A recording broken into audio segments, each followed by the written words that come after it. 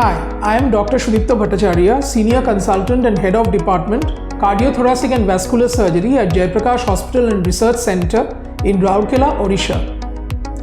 Today I am going to speak on bypass surgery or coronary artery bypass grafting, what it is. If multiple vessels supplying your heart, arteries supplying your heart are significantly blocked, that is more than 70% blockage, more than 50% blockage in all the vessels supplying the heart, or at least 2 or 3 major vessels supplying the heart, you need a heart bypass.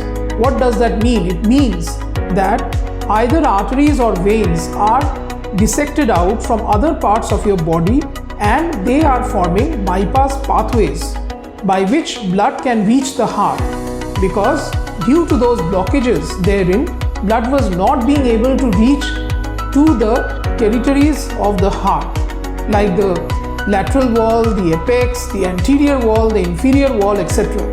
So what is done is one artery called the left internal mammary artery from the left side of the chest, one artery, the right internal mammary artery from the right side of the chest, also sometimes venous conduits, that is the great saphenous vein harvested from your legs, are put to your heart so that they may supply the blood to the areas of the heart which were not getting any supply.